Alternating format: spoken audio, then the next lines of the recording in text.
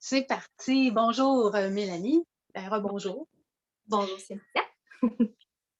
Pour mettre les gens en contexte, là, j'ai envie que tu parles de ton métier en maison, en soins palliatifs.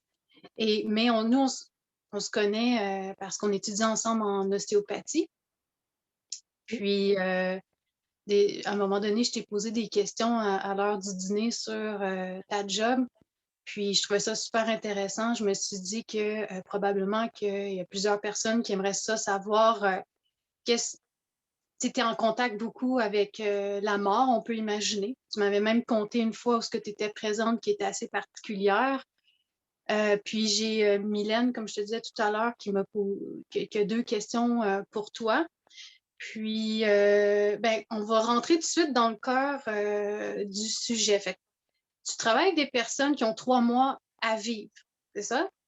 Oui, normalement, c'est une espérance de vie en dessous de 3 mois. OK. Ouais. Puis, est-ce que tu peux, tu sais, une des questions de Mylène, c'était comment tu les accompagnes à guérir ces personnes-là? Ben, ces gens-là, ils ont eu un passé avant d'arriver à la maison de soins. Euh, Comment je pourrais dire? Chaque, chaque personne vit sa vie d'une façon, puis cette période-là est vécue de façon unique pour chaque personne. Fait que, c'est comme si on apprivoise la personne quand elle arrive. Et après ça, on s'adapte selon, selon l'état général de la personne, selon si elle nous laisse rentrer dans son petit cocon, dans sa petite bulle, des fois, c'est plus difficile. Des fois, ils arrivent avec leur conjoint ou des fois, il y a des enfants impliqués. Euh, donc, tranquillement, la confiance entre les soignants puis la personne qui est malade et la famille aussi, parce que ça fait un tout. Là. C'est pas juste, oui, il y a la personne qui est malade, mais tous les gens autour qui sont très, très proches, ben, ils ont aussi une très grande importance. Donc, Mais tu sais, toi, dans, dans ce processus-là, tu peux-tu me conter un peu l'opposé? Une fois où ce que ça a été un bel accompagnement, puis l'autre fois où ce que, ben, tu sais, c'est un exemple là, de comme ça, où ce que la personne, il n'y a pas de lien qui se crée, puis tu sais, c'est un peu une histoire catastrophe. Tu peux-tu compter? Euh, ouais, mais je pense que, en tout cas, régulièrement, ça, même si le lien se fait difficilement, on finit toujours par soit avoir un lien avec la personne ou, mettons que la personne, à un moment donné, elle devient un peu plus inconsciente, ben, le lien finit par se créer avec la famille en voyant qu'on s'en occupe. C'est une maison de soins, c'est pas comme, je ne veux pas dénigrer les soins palliatifs à l'hôpital, sauf que on a le temps de prendre soin de la personne. Tu connais-tu un peu, c'est quoi cette différence entre l'hôpital puis la maison de soins? Parce que j'imagine les gens qui choisissent d'amener leurs parents, ou souvent ça doit être leurs parents, en maison de soins, ça coûte plus cher. Ben, Ben, dans le fond, la maison de soins palliatifs, c'est un organisme à but non lucratif. Ah, OK, je ne savais pas. Oui, c'est des dons qui sont, dans le fond, les familles remettent, ça peut être 2 là, ça peut être rien, c'est selon leurs moyens. À la fin, à un moment donné, ils envoient un chèque s'ils le désirent, mais c'est vraiment, c'est pas une obligation. Il y a aussi des compagnies, là, des compagnies de la région. Nous, c'est dans les Laurentides, avec de la région des Laurentides, qui envoient des dons à cette compagnie-là, à la Maison des soins Mais palliatifs. pourquoi quelqu'un n'est pas automatiquement en maison de soins si on dirait qu'il y a un petit extra qu'à l'hôpital? Mais des fois, c'est le contexte. En temps normal, pré-COVID, on avait 12 lits. Maintenant, il y en a 9. Fait que si les 9 lits sont occupés, ben, puis la personne, faut qu'elle se rende en maison de soins parce qu'à la maison, c'est plus difficile. Ben, si les 9 lits sont occupés, on ne peut pas inventer d'autres lits. Là, des fois, c'est contextuel.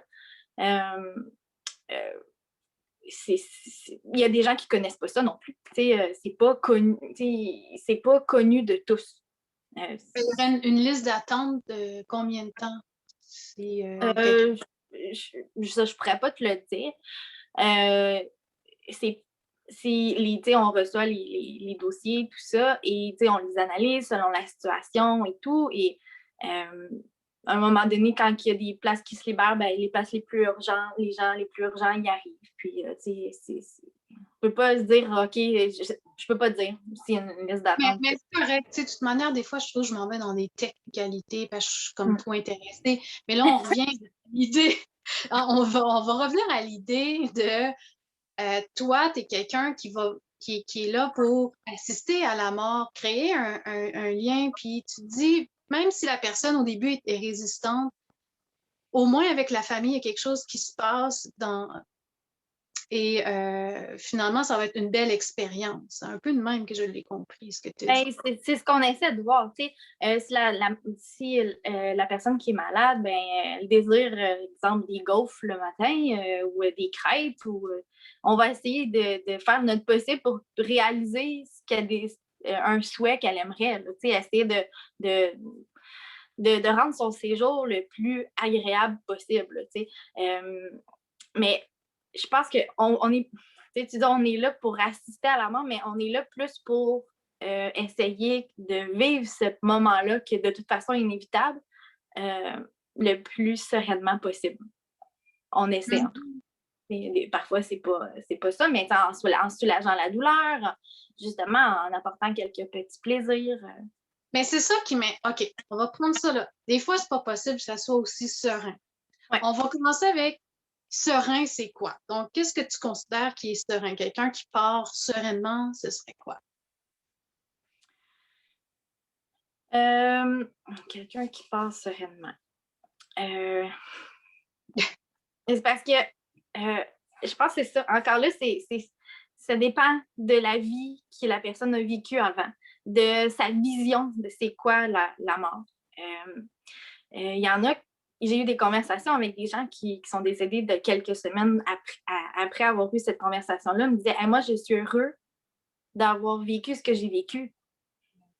Donc, je suis serein là-dedans. T'sais. Tandis qu'il y en a d'autres, moi, j'aurais peut-être aimé ça faire ça. J'aurais aimé ça faire ça. T'sais. Pourquoi? Il y en a qui c'est pourquoi moi? Mais c'est sûr que les gens qui partent plus sereins, même après le décès, je trouve qu'ils ont l'air plus sereins. T'sais. Même, mais on se dit des fois, regarde, on dirait qu'il sourit. C'est comme après. T'sais. Mais ça, c'est entre nous, là, mais il y a des gens qui vont dire, voyons, ils sont morts. Mais c'est ça.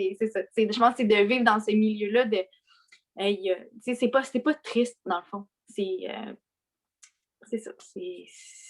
C'est plein de choses. Et j'ai reçu beaucoup en travaillant dans une maison comme ça. Mais oui, justement, est-ce que ça l'a changé ta perception tu fais oui, là. Qu'est-ce que ça l'a changé de travailler là pour toi? Ça l'a changé ma perception de la vie de maintenant et vers la vie future. Je pense qu'il faut être bien dans ce qu'on fait. Faut être serein avec ce qu'on fait, on essaie, là, du moins, tout le long de notre vie. C'est essayer d'avoir le moins de regrets possible. Je pense que c'est un peu ça.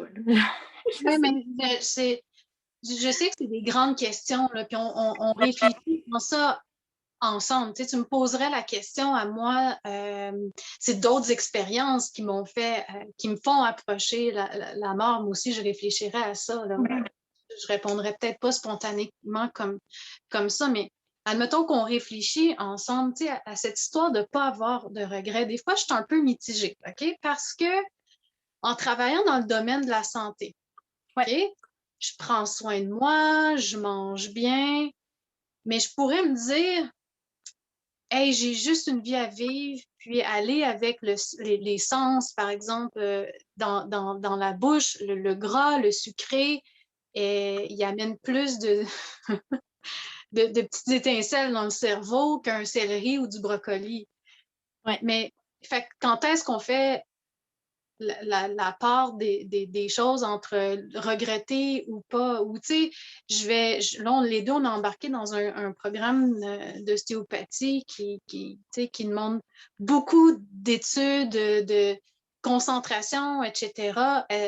On est fiers, on le regrettera pas parce qu'on a voulu le faire. OK? Ouais.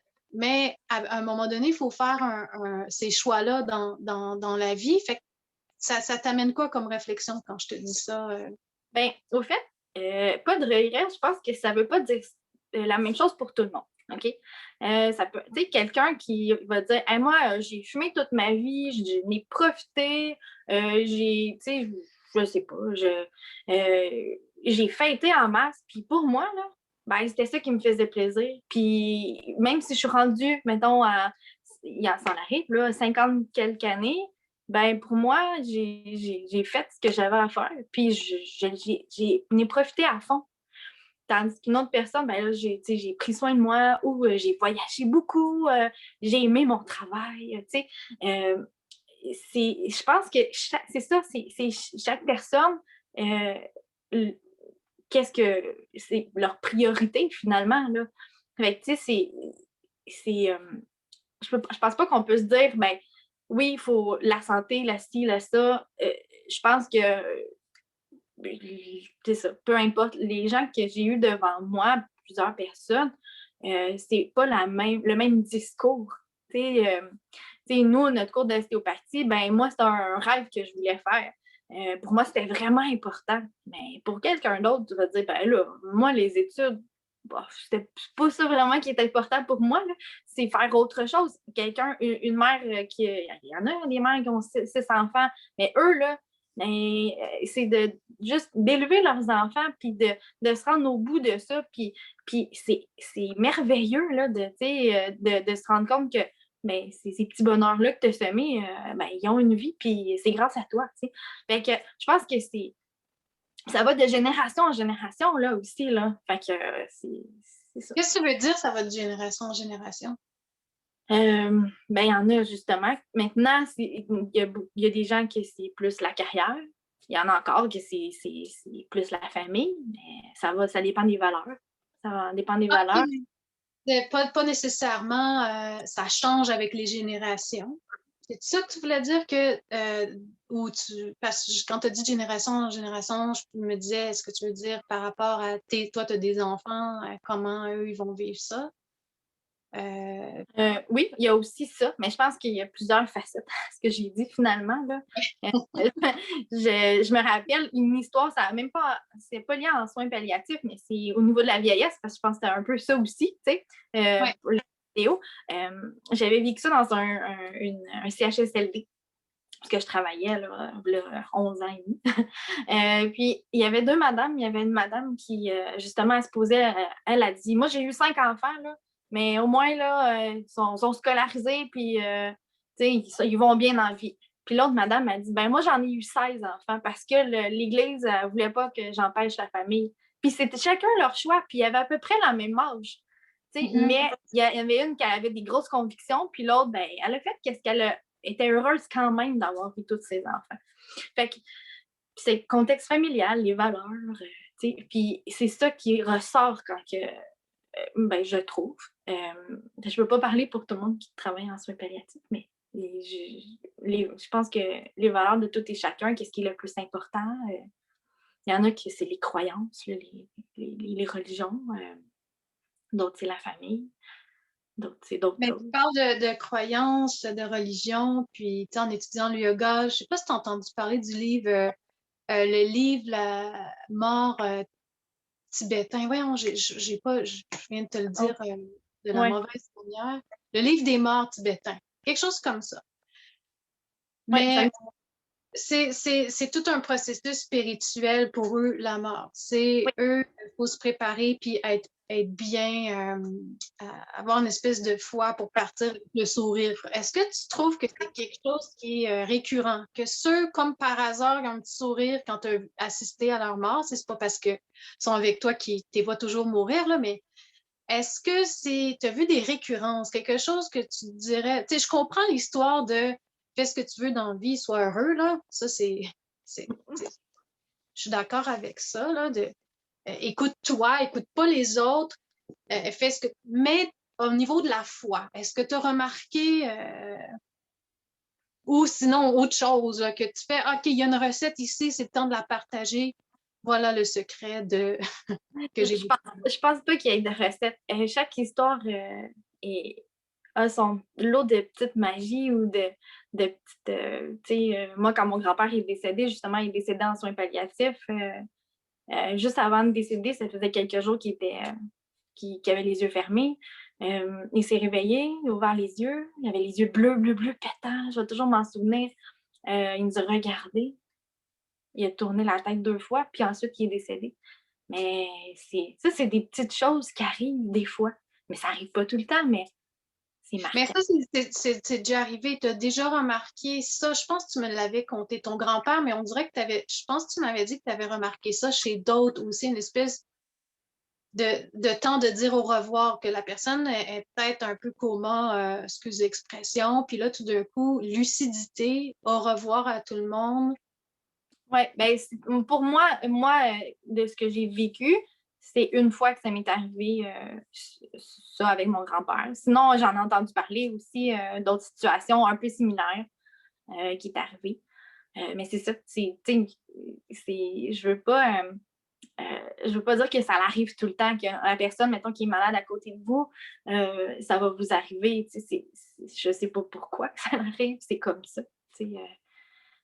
Mais je sais pas parce que la personne ne vous aime pas. Je veux dire, Faut faire c'est. attention à ce qu'on dit en ce moment. Il y en a qui seraient peut-être sensibles à ce Oui, sujet. exact. C'est des Ouais. choses qui arrivent. Mon grand-père était très croyant, mais je ne sais pas exactement pourquoi que c'est arrivé comme ça, puis que j'ai pas fait de lien avec d'autres personnes non plus. Est-ce que c'est indiscret de te demander si toi, tu es croyante, puis qu'est-ce que tu es à l'aise de partager?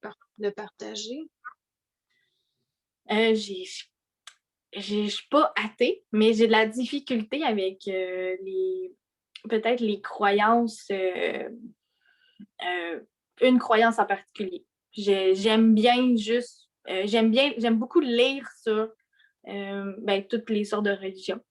Le livre tibétain dont tu parlais, c'est intéressant aussi parce que bon, le bouddhisme, c'est plus une philosophie qu'une religion. Euh, euh, je suis pas rendue là à m'arrêter à quelque chose. Un peu, je pense que c'est un peu comme dans ma vie, dans tous les métiers. J'ai fait plusieurs métiers. Bon, ben, là, je suis en train d'étudier en ostéopathie. J'ai été infirmière auxiliaire, je le suis encore. Mais j'ai des collègues, des amis qui ont des religions totalement différentes de la mienne, puis j'ai la curiosité de comprendre, de poser les questions, mais je ne suis pas arrêtée à quelque chose. Pour, Il y a- pour certaines raisons, il y a des raisons un peu historiques là, au niveau, c'est sûr, des églises et tout. Ça me fatigue un petit peu qu'est-ce qui s'est passé dans les églises. Mais c'est ça, je pense que je ne suis pas arrêtée là-dessus encore. Peut-être un jour, je ne sais pas. Tu montres peut-être une ouverture, mais sans adhérer Ouais, à une religion en particulier. Attends un peu, quelque chose d'autre m'était monté en tête. Oui, là, pour avoir droit aux soins palliatifs, est-ce que ça se dit ça? Avoir droit aux soins palliatifs. Est-ce que tu peux me donner la définition de soins palliatifs ou, tu sais, moi, je déciderais un moment donné, je sais pas, moi, j'ai 70 ans, je me sens que c'est correct. J'ai assez donné. Est-ce que je peux aller en soins palliatifs? Non, mais c'est comment on peut se catégoriser en 2021 au moment où on se parle? Pour ça, tu le sais-tu ou je vais trop dans les détails? Non, non, c'est correct. Dans le fond, c'est ça, il faut avoir une espérance de vie de moins de 3 mois. Il faut Ah, mais avoir. à l'hôpital aussi, c'est ça Ouais, la définition? oui, oui, oui. En soins palliatifs, on peut avoir. Non, mais dans le fond, les soins palliatifs, tu peux le vivre pendant... Dans le fond, il faut que ta maladie soit incurable, dans le fond. Mhm. Ton cancer, ma grand-mère a la fibrose pulmonaire. Bon, fait que la fibrose pulmonaire, éventuellement, elle va être appelée à faire partie des soins palliatifs. Ils ont différentes aides au niveau de la gestion de la douleur, des rencontres avec les infirmières. Il y a des médecins aussi à l'hôpital qui sont en lien avec le CLSC, à l'hôpital aussi, puis au CLSC qui vont dans les maisons pour aider avec les familles dans la gestion des médicaments et des autres besoins aussi. C'est ça. C'est beaucoup les cancers, fibrose pulmonaire. C'est des choses c'est des maladies, dans le fond, des pathologies qui sont incurables. Oui, mais en même temps, la médecine, elle évolue tout le temps. Ouais. C'est-à-dire quelque chose comment peut-on savoir que c'est incurable? Est-ce que toi, tu es au courant au palier où ce que tu travailles d'une certaine liste ou pas? C'est pas vraiment une liste. C'est arrivé que les gens y arrivent chez nous, à la maison de soins, et qui finalement, 2 mois et demi plus tard, ben, on se rend compte que leur cancer n'a pas évolué comme il était supposé. Ça arrive. OK. Ça Et qu'est-ce arrive. qui arrive dans ce temps-là? À ce moment-là, ils réévaluent, ils repassent des tests, des prises de sang, des scans et tout. Puis là, les médecins sont super bons là, pour déterminer normalement une espérance de vie. Là, donc, c'est ça. C'est arrivé, attends, je te coupe parce que là, je viens d'avoir un scénario. La personne arrive, espérance de vie, elle repart, elle dit bye-bye, c'est réglé, c'est ça, c'est réglé, mais finalement, tu le revois 1 an plus tard. Je sais pas, jusqu'à 1 an, 6 mois. Ça me semble 9 mois. Oui, OK. Ça dépend, Wow. là. C'est pas écrit noir sur blanc, là. C'est pas une. Il n'y a pas un protocole qui dit OK, votre cancer, c'est ça. Puis, c'est pas nécessairement écrit. C'est pas comme ça. C'est comme je disais tantôt, tout et chacun, c'est différent. Oui, je sais, c'est juste qu'il faut que tu saches, puis tu sais, c'est quelque chose, il faudrait peut-être que j'arrête de communiquer dans toutes mes vidéos pour pas inquiéter mes parents s'ils écoutent ça. Parce que là, moi, où ce que je trouve ça un peu étrange, c'est que, tu sais, les médecins, pour étudier, en ce moment, on étudie la physiologie, on étudie le corps, puis on se rend compte que la médecine, c'est pas assez, mais pas tant. Puis à un moment donné, ils vont s'appuyer sur ces données pour dire, je pense que vous devez vous préparer à la mort. Puis ça, je suis d'accord, qu'il y ait un certain processus qu'on informe la personne. Là où je suis moins d'accord, c'est il y a certaines personnes qui s'en vont dans d'autres pays pour avoir droit à ces soins-là. As-tu entendu parler dernièrement de la femme qui vient d'apprendre en quarantaine qu'elle a l'Alzheimer? En as-tu entendu parler? Non, je suis pas très, je suis pas très Ok, nouvelle. c'est pas grave. Moi, c'est un addon. Puis elle veut pas vivre avec ça. Et l'Alzheimer, tu meurs pas de ça. Ben, Non, je veux dire, mais je veux dire, c'est un état. Tu sais, c'est. c'est un état dégénératif, l'Alzheimer. Oui, c'est. Maintenant, ils ont des médicaments qui diminuent, mettons, la progression. Mais c'est quand même une maladie dégénérative. Exact. Puis donc, c'est une personne qui, à un certain niveau, va être probablement bien avec les pertes de mémoire temporaire, mais au niveau où ce qui est plus souvent là, ça étonne pas. Puis je la comprends. Et je trouve que je pense que la société évolue à ce niveau-là. Se pose des questions, mais toi qui es si près de la fin avec les gens, peut-être toi, t'en penses quoi? Quand tu m'entends dire ça, est-ce que tu trouves ça choquant que je sois un peu d'accord qu'elle souhaite en quelque sorte se faire accompagner à la mort avant que ce soit trop loin sa maladie? Est-ce que tu trouves ça Ben, l'aide médicale à mourir fait beaucoup de, je veux dire, dans les dernières années, même moi, me semble, là, il y a eu des changements sur les critères. Je suis pas quelqu'un qui connaît vraiment ça, par exemple, là. Mais les critères changent. Je sais que les critères sont un peu différents par rapport à différents pays. Euh, mais peut-être qu'à un moment donné, on va pouvoir aider tous les gens qui sont en détresse.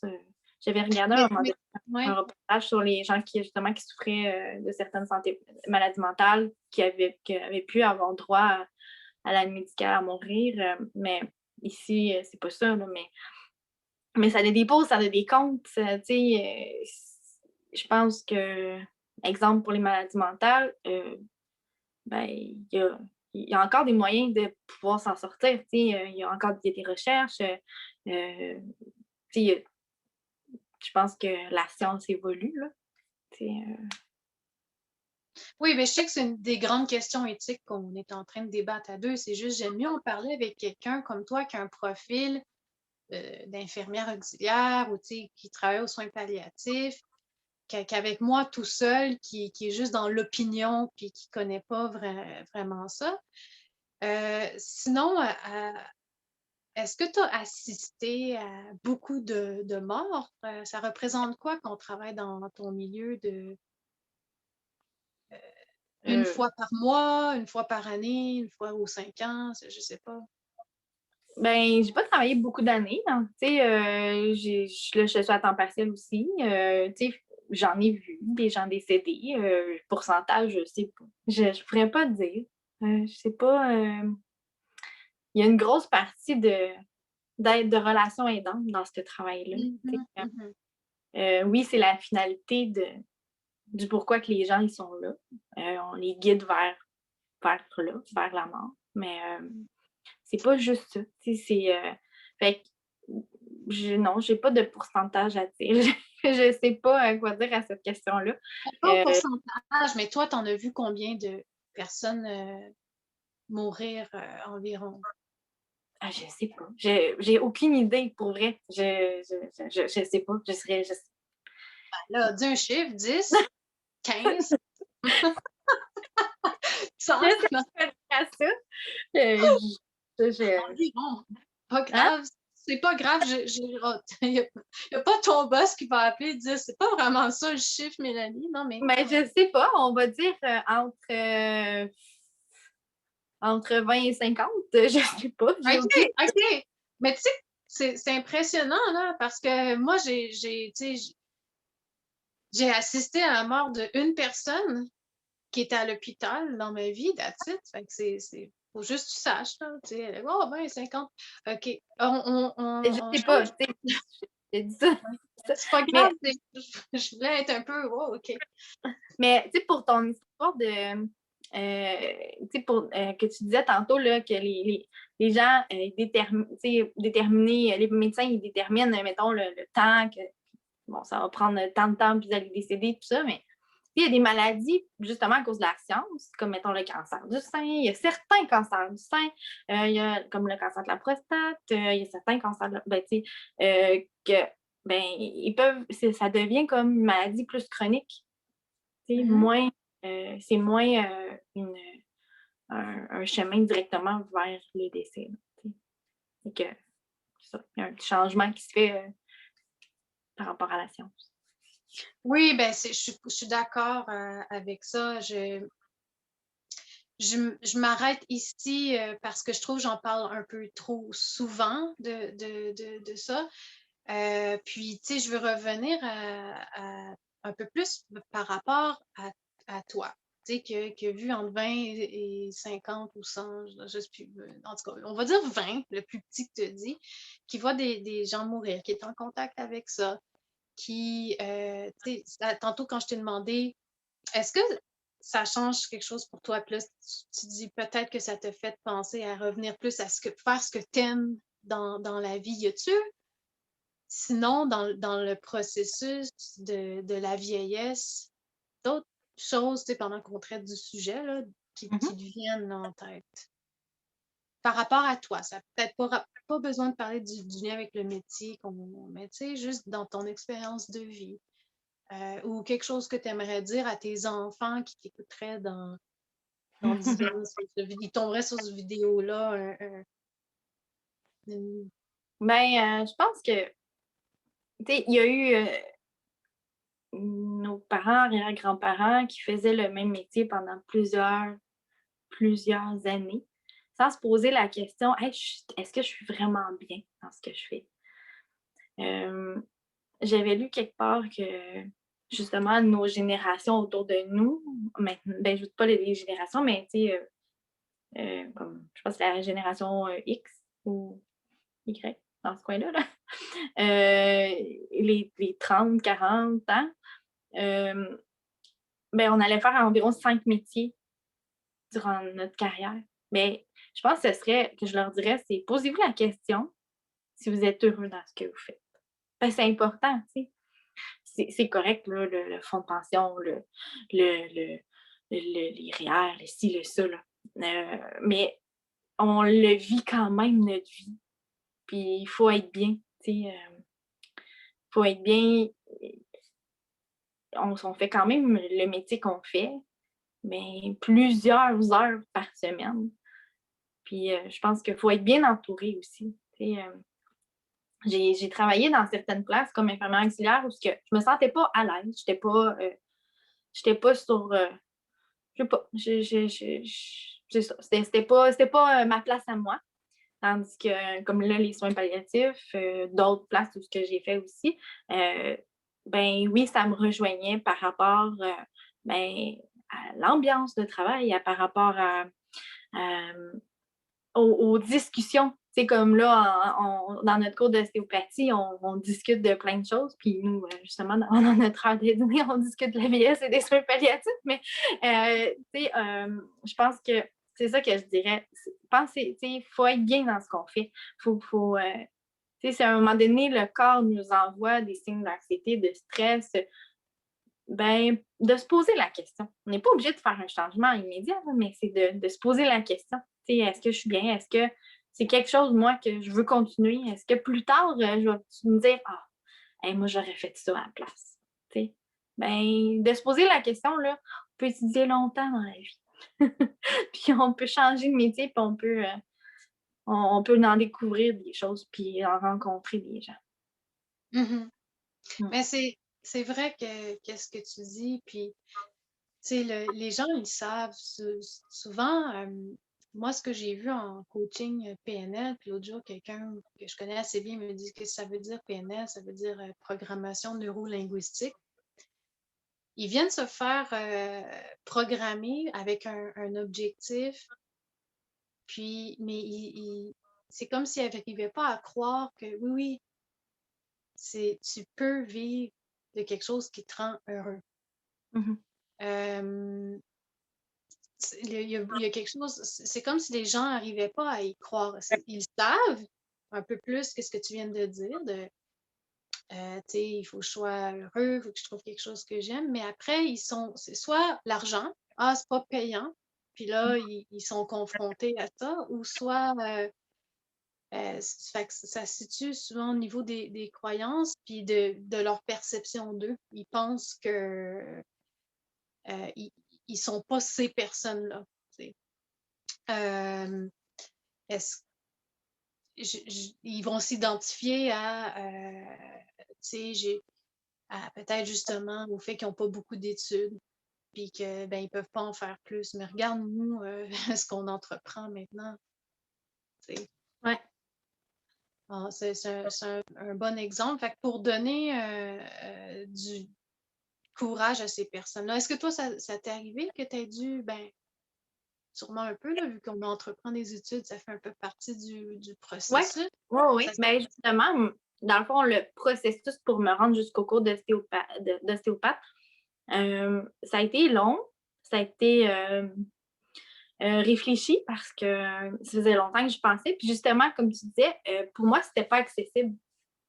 C'était pas accessible financièrement, c'était pas accessible au niveau des connaissances. Pourtant, j'ai quand même étudié comme infirmière auxiliaire, donc oui, je connais un peu la santé, un peu en tout cas. maman. Euh, euh, fait mais à un moment donné, c'est ça. J'étais allée voir un orienteur, j'ai discuté avec des gens, avec mon ostéopathe, ça faisait plusieurs années là, que je me posais la question. Hey, il me semble que je ferais ça, mais comment je vais le faire? À un moment donné, les portes se sont ouvertes. Puis finalement, c'est commencé. Bon, Quelle porte? C'est quelles portes qui se sont ouvertes? ben, je pense que je voulais être certaine de ma décision. Fait que oui, d'aller faire un test d'orientation avec une conseillère d'orientation, ça l'a aidé. Ça l'a vraiment aidé. Aussi, en soins palliatifs, je ne sais pas si ça va m'arriver un jour, mais j'espère, j'ai un but j'aimerais ça, mettre l'ostéopathie et les soins palliatifs ensemble pour justement aider à soulager la douleur, soulager certaines choses avec l'ostéopathie. Parce qu'on a plein de médicaments pour les aider, mais on a les massothérapeutes qui viennent bénévolement. Mais je pense que c'est c'est une médecine alternative qui pourrait bien se jumeler avec les autres choses qu'on connaît. Ben oui, en réduction de la douleur, par exemple, ou là, ce que nous, on est en train d'apprendre, c'est à quel point. Ah oui, tu n'es pas dans ce cours-là, mais je t'en avais parlé, je suis sûre, à quel point dans le geste du thérapeute, que le patient a besoin d'être soulagé, des fois, c'est pas nécessairement, disons, quelqu'un qui a mal à l'épaule. Des fois, le problème part pas de l'épaule, il va partir, je sais pas moi, de la colonne vertébrale en arrière. Fait on va, pour psychologiquement faire plaisir à la personne, peut-être des fois commencer en appui sur l'épaule. Puis juste ce contact-là avec la personne, c'est pas un massage. Hein, l'ostéopathie ne fait pas de massage, elle va dans les structures, mais réussir à rejoindre juste avec la présence des doigts qui se sont affinés, elles vont aller chercher jusqu'au liquide lymphatique, si on veut, puis il y en a d'autres qui ils vont jusqu'au mouvement respiratoire primaire, tu sais, oui, c'est un soin. Écoute, là, on est nerdy, on est en train de se parler d'ostéo. Je pense mettons, une amie qui n'étudie pas là-dedans. Qu'est-ce qu'elle aimerait savoir de Mélanie? Elle voit cette femme qui a fait ses choix de carrière, qui a osé d'être heureuse. Je ne veux pas non plus te prendre trop de temps. Je ne sais pas, ça fait combien de temps on approche de la fin, là. Est-ce que tu savais qu'on se voyait sur Bien vieillir ce soir, que j'allais certainement te poser des questions sur ta job? Y a-t-il d'autres trucs qui te pop là, avant qu'on termine? Est-ce que ton amie t'avais toutes les questions? Ben, j'ai l'impression. Elle m'avait demandé comment on se prépare à mourir. Attends un peu, j'espère que je ferme pas le. J'ai l'impression que tu as répondu un peu à ça. Comment on se prépare à mourir. Ouais, je pense que je sais pas si on peut se préparer vraiment. Je pense qu'à un moment donné, il y a un déclic qui se fait. Ah, c'est drôle! Excuse, j'ai lu son autre question. Il y a un déclic qui se fait, tu disais. Peut-être pas tout le temps, mais à l'occasion. À un moment donné, il y en a beaucoup qui sont pas prêts. Là. OK, ben, ça fait un lien avec son autre question. Il y en a beaucoup qui sont pas prêts, puis elle disait comment aborde-t-on le sujet de la mort avec une personne qui est en fin de vie? Tu l'abordes-tu le sujet? Tu dis-tu hey, vous allez mourir? Ben, pas toujours. OK. Je pense que, tu sais,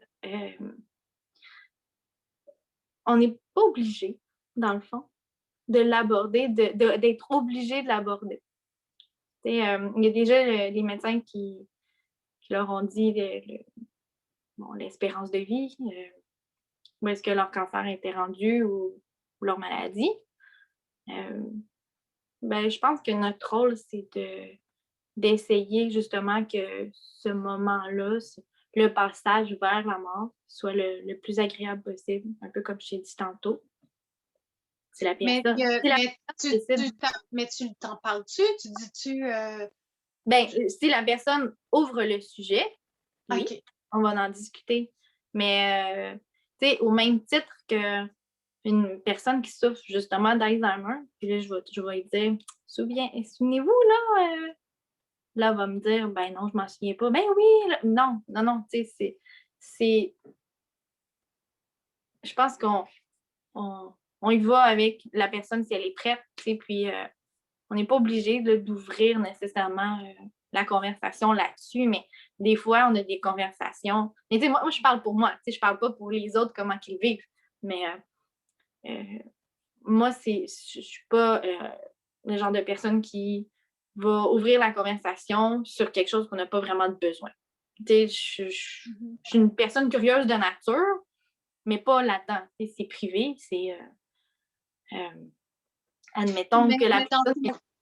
dans ton équipe de travail, vous devez en discuter. Y en a-tu qui abordent le sujet? Tu sais, c'est comme évident que s'ils sont là, c'est pour mourir. Fait que, Des fois, c'est évident, mais des fois, ça l'est pas. ouais, parce qu'il y a la personne, excuse-moi, ça me fait rire, tu sais, on lui dit, vous avez 3 mois, croyez-moi, je suis médecin, puis finalement, ben non, vous êtes encore en vie pour plusieurs années. Oui, mais souvent, c'est pas plusieurs années, on dirait quelques mois. Ça Mais oui, mais tu sais, il y en a qui ont des croyances et que pour eux, ils vont guérir. Fait que je pense que c'est d'y aller avec le fil des conversations. C'est ça la relation aidante aussi, hein? C'est pas de brusquer, c'est d'y aller avec un échange. Je pense que c'est un peu ça que j'aime de ce travail-là aussi. Euh, au même titre que ça soit un soin thérapeutique qu'on fait avec les mains, on va ressentir quelque chose qui va d'une énergie quelconque, mais c'est un peu ça, une conversation, c'est un sens et dans l'autre. Fait que la conversation que j'ai avec les gens, les familles aussi beaucoup, on a beaucoup de conversations avec les familles et ça nous fait du bien, ça leur fait du bien. Puis des fois, C'est il y a. peut-être même plus elles qui t'en parlent du sujet, de leur Oui, inquiétude. ben oui. OK. Fait que Souvent, toi, il y en a qui disent j'ai pas peur de mourir, j'ai peur de mourir étouffée. Ben, on va leur ah dire, ouais, étouffée. ben oui, il y a des maladies il y a des maladies ils peuvent s'étouffer dans leur sécrétion ou, tu sais, je n'irai pas dans les détails là, parce qu'il y en a des gens qui ça leur fait peur, là, mais nous, on essaye de diminuer les symptômes de ça, dans le fond, des effets secondaires de la maladie, là, des symptômes qui peuvent amener à ça. Fait on a des Mais conversations. c'est-à-dire ils aimeraient mieux mourir dans leur sommeil que de sentir l'inconfort et Ouais, s'étouffer. ouais. Puis, en soins palliatifs, il existe aussi la sédation palliative, qui n'est pas l'aide à mourir, qui est une sédation palliative, c'est qu'on endort la personne la plupart du temps avec son consentement, sinon avec le consentement de la famille si on voit que ça ne fonctionne pas. Et c'est souvent des gens justement qui auraient eu tendance à plus s'étouffer en décédant, donc on va juste les endormir, puis, mais pas pour qu'ils décèdent. On les laisse, ils font dodo, ils dorment, puis un jour, La morphine, c'est ça? il y a plusieurs médicaments là, qui sont OK. inclus là-dedans. Non, la morphine, la morphine, c'est comme un mythe. C'est pas la morphine qui fait décéder. Là. C'est juste qu'on connaît ce mot-là, puis on ne connaît pas tous les termes. OK. Bon, ben merci, tu me rends plus intelligente aujourd'hui. J'ai pas tellement envie de connaître le nom des médicaments, là, mais OK, c'est. Donc, il y a, dans le fond, plus de conversations peut-être avec la famille au sujet du thème de la mort. Parce que c'est un peu comme si toi, les gens qui allaient là, c'est comme s'ils avaient envie de vivre de derniers bons moments, puis c'est pas en parlant de la mort qu'on va vivre nécessairement un bon moment. Mais il y en a-tu qui t'ont partagé, t'as-tu vu des gens qui avaient peur? Oui, mais comme je t'ai dit, là, souvent, ben, la peur, Pas la famille, mais d'un bord et de l'autre, il y a eu de la peur, c'est ça? oui, ça l'arrive. OK. Ça dépend. Justement, comme la peur de s'étouffer, la peur, justement, veut pas quitter la famille, ils veulent pas quitter, ils veulent pas quitter leur entourage Mhm. La colère, y en a-tu? aussi. Tu sais, c'est comme les étapes du deuil, hein. Il y en a qui viennent de l'apprendre, qui vont décéder. Ils rentrent à l'hôpital, puis quand on vous dit: «Ah bon, il vous reste un mois et demi, puis là, vous allez en soins palliatifs», mais ça veut pas dire que c'est tout rose, là. Tu sais, il y a un Peux-tu me cheminement. rappeler, je me rappelle pas c'est quoi les étapes. Heu, par cœur.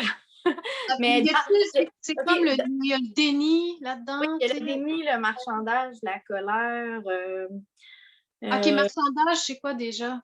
ben, de dire plus, il me semble qu'à mon souvenir, là, de dire: «Ben non, tu sais, mettons que je prie, il va me sauver, mettons que si je décide finalement de manger, j'ai vu que manger» exemple, OK, ça c'est gros là, mettons, je vais manger du melon d'eau, puis mon cancer va partir, tu sais, c'est comme il va marchander avec quelque chose, Mhm. il va il va dire, mais contre quelque chose, ben, je vais avoir la guérison, tu sais, contre, Mhm. Ouais. un peu ça, là, tu sais. Fait que il y a différentes étapes, puis, mais il y en a qui en ont pas vécu du tout, tu sais, quand ils arrivent, donc ils passent au travers, puis ils viennent. Est-ce que c'est nécessaire ou est-ce que quelqu'un, tu sais, un peu toute sa vie s'y est préparé, puis, tu sais, arrive, tu sais, des étapes, c'est comme un schéma, je veux pas mettre je comprends que c'est des trucs qui arrivent souvent pour tout le monde, mais est-ce que toi, tu trouves que tu es témoin de toutes ces étapes-là, souvent ou Ben, pas, tu sais, pas nécessairement, tu sais, je pense que, il y en a qui ont pas le temps de vivre toutes les étapes, là, tu sais, à un moment donné, le cancer, il évolue, puis, tu sais, la vie est pas faite en sorte que justement, c'est un schéma, puis, vous vivez ces étapes-là et ensuite vous mourrez, là. exact, c'est ça. C'est Moi, pas je ça. pense pas que ce soit ça non plus, Non. mais j'ai l'impression qu'il y en a que le déni ou le marchandage, ils n'auront pas à passer à travers cette étape. C'est quelque chose qui sont tellement en paix avec le processus assez rapidement que si ça s'est fait, personne n'est au courant. Ça se peut-tu, ce que je dis? Peut-être, mais tu sais, il y en a qui le vivent à la maison quand ils viennent de recevoir le diagnostic, tu sais? Mmh. Donc, il y a, tu sais, il y a des souvent, on n'a pas vécu cette étape-là. Tu sais, il y a des étapes qu'on ne voit pas. Tu sais, il y en a que ça fait longtemps qu'ils savent qu'ils vont décéder, puis hop, là, ils sont hospitalisés de nouveau, puis là, ils disent: «Ah ben là, c'est vraiment c'est proche de la fin», tu sais? Mais ça fait longtemps qu'ils savent qu'ils ont le cancer, tu sais? Fait que c'est ça. On connaît pas tout de la vie des gens qui arrivent en soins palliatifs. C'est comme Et si tu me disais, on peut pas vraiment se préparer à la mort. Parce que le jour où ce que, si tu as la chance qu'on t'annonce, là, parce que des fois, la mort arrive spontanément. ouais. Comme tu dis, là, il y en a qui n'ont pas le temps de passer à travers les étapes. Mais je suis un peu surprise d'entendre que, ben, tu sais, c'est sûr, on parle de ton opinion, là, on n'est pas des expertes, ou toi et moi non plus, sur le sujet, mais un peu surprise qu'il y ait ce processus-là, assez souvent, tu sais, c'est des aînés, là. Ouais. Mais ça veut pas dire que parce qu'ils ont comme 80 ou 90 ans, que ça leur tente de décéder. Ça veut pas, tu sais, moi, je me rends compte, là, j'ai 36 ans, mais je me rends compte que je me semble que ça a passé tellement vite, tu sais? Et que il y en a à qui j'ai discuté avec eux, puis ils me disaient: «Ben, c'est comme tu te réveilles le lendemain matin, puis tu as 80 ans», tu sais? Ça a été vite, Il y a l'instinct de survie qui est là. j'imagine. L'instinct, ben, moi, c'est ce qui m'explique ton histoire de processus. L'instinct de survie explique que parce qu'en dedans de nous, on veut vivre, on se débat, Mmh. et donc, quand on apprend à l'inévitable, même si toute notre vie, on le sait, là, puis même si toi puis moi, on vient d'avoir une conversation à peu près 1 heure là-dessus, on, un jour, si on apprend, on va vivre ces étapes-là pareil. On va se dire, ben non, pas moi. je suis Ouais. immortelle. Genre, oui, pourquoi pas? Ouais. Mais, tu sais, j'ai vu des gens au à la maison de soins qui étaient prêts, qui avaient certains regrets, ou pas regrets, mais de laisser les gens, tu sais, une tristesse de laisser. Mais c'est ça, tu sais, on les voit pas toutes les étapes. Tu sais, on voit pas tout le cheminement qui se fait. Fait que par où qu'ils ont passé, tu sais, ça fait combien d'années qu'ils ont ça? On le sait, là, quand on met chaque situation est différente. Fait que je peux pas dire que c'est infaillible, je sais pas.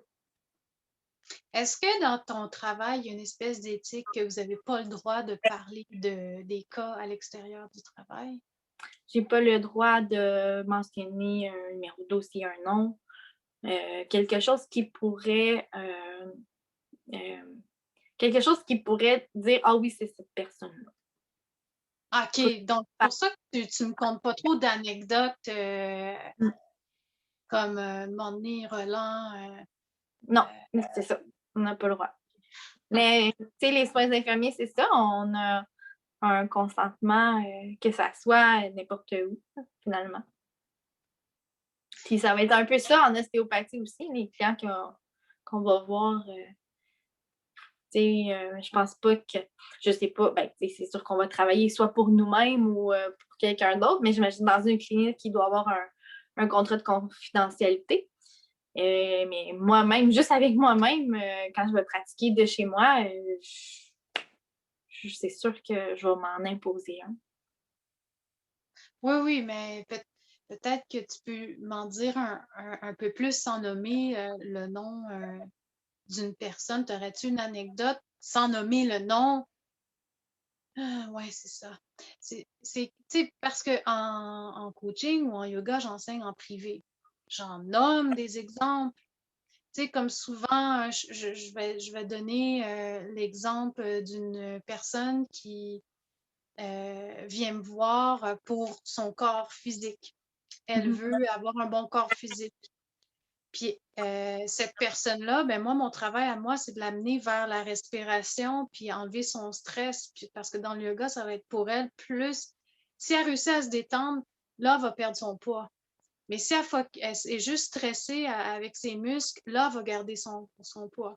Mais c'est un type de cliente. C'est pas nécessairement une personne, mais j'en vois beaucoup. Ils viennent, je suis leur coach de yoga privé. J'essaie de transformer ça en enseignante de yoga.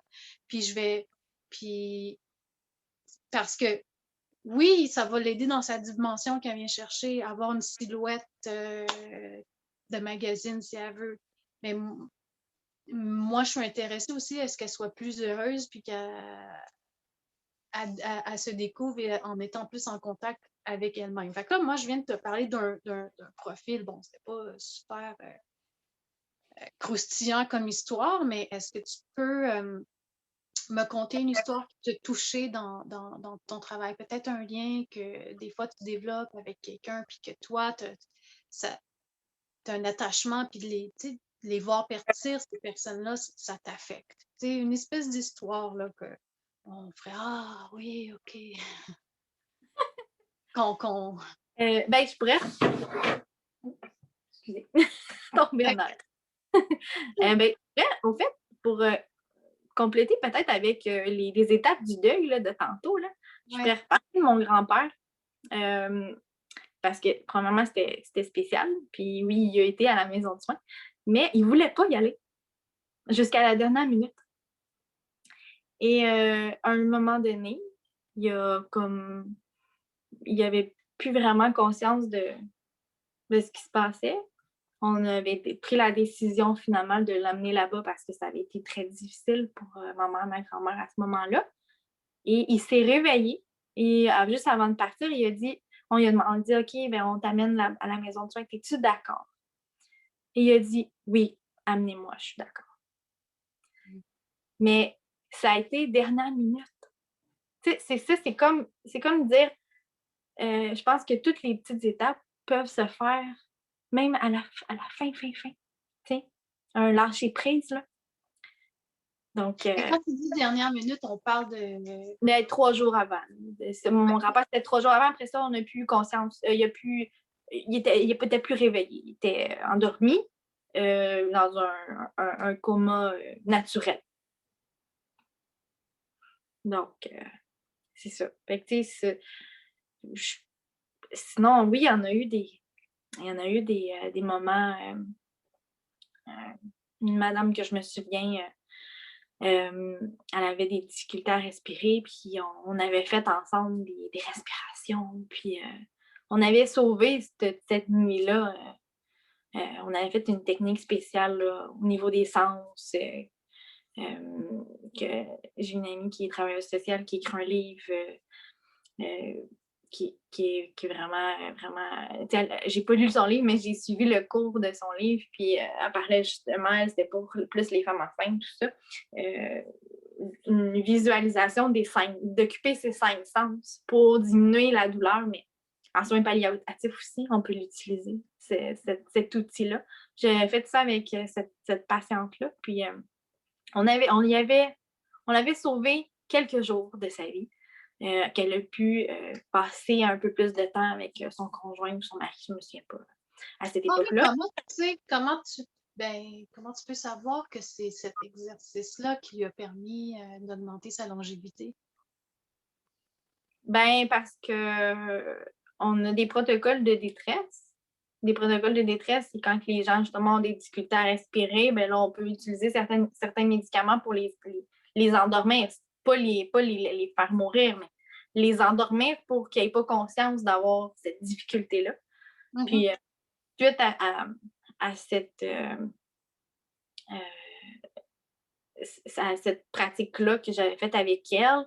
Puis, on avait une autre collègue qui s'était occupée de parler avec son conjoint parce que lui aussi était très stressé. Entre on était 3, c'était une belle harmonie. C'était la nuit. Puis, c'était vraiment merveilleux. Puis, cette dame-là, elle a réussi à se calmer. Et finalement, elle est retournée dans son fauteuil. Puis, on l'a eu avec nous en quelques jours encore. Malgré cet épisode-là. Peut-être que ça. Hein? Tu dis c'est un beau succès, c'est le fun, ça? Oui, ben oui, parce que elle n'était pas prête. Puis on lui a permis, grâce à ça, de pouvoir être avec son conjoint encore un petit peu. Oui. Mais l'exercice que tu me parles, ça me fait penser à une méditation sur les 5 sens. Tu sais, où ce que le corps, c'est le toucher. Je sens, par exemple, mes fessiers sur la chaise, mes mains, mettons, qui sont sur mes cuisses. Donc, ça, c'est le corps. Après, le sens de l'odorat, je sens l'air de la pièce, mais je peux m'imaginer, je respire une rose. Après, je vois quoi? Après, j'entends exact. quoi? Puis, je goûte quoi? Fait qu'on médite sur ça, puis tu viens juste de prouver que la méditation, ça marche. Merci. Oui, ça fonctionne bien pour avoir accouché. Ça fonctionne bien aussi quand on accouche. Oui, accoucher 3 fois. T'as-tu fait ça la première, deuxième, troisième fois, les 3? La troisième fois, la première fois, c'était plus de regarder un point fixe. Et c'est une méditation aussi, finalement. C'était un triangle, je m'en souviens, que j'avais regardé pendant longtemps. Puis la deuxième fois, j'ai pas eu le temps. Ouais. En tout cas, là, j'ai envie d'aller te parler de la deuxième fois. On va fermer la discussion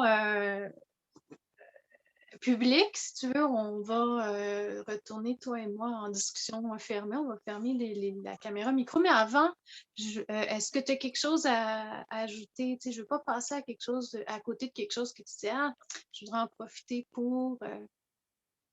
Ben, je pense que je veux dire que les gens qui travaillent à la maison de soins palliatifs, c'est des gens extraordinaires. Ils ont tous un petit quelque chose qui apporte à cette maison-là, qui que ce soit les médecins, sont tellement tous différents, les infirmières auxiliaires, les préposés, les bénévoles, parce qu'il y en a tellement des bénévoles. Euh, c'est chaque personne apporte sa petite touche. Puis ça prend des personnes vraiment spéciales pour. Je veux pas dire que je suis spéciale, là. je Un peu, non? veux dire que c'est pas tout le monde qui apprécie. J'aimerais terminer en disant je suis vraiment, vraiment exceptionnelle. Non, non. Mais puis aussi, là, si jamais tu y penses, c'est vrai qu'on peut faire du bénévolat là. Tu m'en avais déjà parlé. S'il y a un lien qui existe que je pourrais mettre en dessous de la vidéo, je le mettrai. Je mettrai aussi ton courriel si jamais des gens ont des questions et se disent ah, je veux parler à Mélanie. Non, mais on fait des blagues, mais tu dis ça parce pourquoi tu as envie de dire que les gens qui sont là, est-ce que c'est pour que Ben, c'est pas évident. remercier ton équipe, des gens qui écouteraient ça, qui travaillent là-dedans, leur dire good job tout le monde ou c'était. Je pense que c'est. On se le fait souvent dire, mais comment vous faites pour travailler là-dedans tout le temps? Mais j'ai envie de dire aussi que c'est pas triste. Ça, je l'ai dit, je pense, tantôt, mais c'est vrai. C'est pas triste. Oui, les gens, ils finissent par décéder. C'est inévitable. C'est une maison de soins palliatifs, mais c'est pas triste. Ça nous apporte beaucoup. C'est presque, c'est pas égoïste, mais puis c'est précieux. C'est précieux assister ou être là pour quelqu'un que c'est ses derniers moments. C'est vraiment précieux. T'sais. Et que on est choyé, moi, je trouve. Donc, parce que c'est pas tout le monde qui connaît ces genres de maisons-là, fait que je voulais juste finir ça comme ça. Oui, mais en même temps, j'étais pas consciente qu'il y en a qui pouvaient se dire que c'était triste parce que je trouve moi ça tellement beau, mais tu m'informes que effectivement, ça se peut que des gens s'imaginent que c'est un peu sombre, c'est la mort, mais vu que je le vois pas comme ça, j'avais pas pensé, fait que c'est une bonne idée. Puis ça l'explique pourquoi tu disais qu'il y a beaucoup de bénévoles, parce qu'il y a beaucoup de gens aussi qui voient que c'est beau, là, comme d'apporter cette assistance-là. Puis on en a besoin de. Oui, exact. Mm. OK. Oui. Dernière petite chose, j'avais eu une patiente à un moment donné qui m'avait dit, moi, j'ai donné des dons, mais je savais pas pourquoi je donnais des dons. Puis là, je le vis de façon interne, parce que cette personne-là était malade, Puis... Attends, tu veux-tu dire qu'elle avait donné des dons à la maison? Qu'est-ce que tu veux dire? Oui. OK. Oui. Elle avait donné des dons d'une compagnie. Puis, elle me disait, maintenant, je le sais pourquoi je donnais des dons, Puis ça vaut vraiment la peine. Mais, tant qu'il y en a des compagnies qui donnent des dons parce que la cause leur tient à cœur. Il y en a d'autres qui donnent des dons parce que, elle me disait, on me disait de donner des dons à cet organisme-là parce qu'il y a quelqu'un que ça tenait à cœur, mais elle savait pas c'était quoi ou elle savait pas à quel point on prend soin des gens là-bas. Fait que c'est ça, je trouvais ça spécial. Elle dit maintenant, elle dit, je peux partager de c'est quoi de l'intérieur. C'est triste parce que sa vie va finir, mais je veux dire, je trouvais ça spécial de sa part qu'elle dise ça. Ah, mais en même temps, tu me fais réaliser qu'on peut encourager les gens à donner.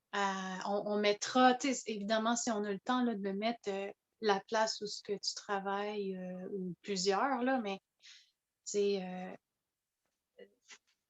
les gens vont vouloir donner à la place où ce que tu travailles. On dira, Mélanie, là, on va donner, on va encourager cette place où il y a un bel encadrement, une belle équipe. OK. Ah, bon, j'aurais dû te dire dès le début, mettons que je termine là, qu'est-ce qui se passe? T'arrêtes pas d'enchaîner. OK, il y a ça. Il y a autre chose. On finit, là? Oui, oui. Elle va me dire une autre bonne idée. Non, c'est une bonne idée d'avoir parlé du don. Puis, merci. Je te reviens dans quelques instants, mais on va faire bye-bye à ceux qui Bye! vont écouter le temps que je trouve où mettre stop. OK. Bon, mais salut.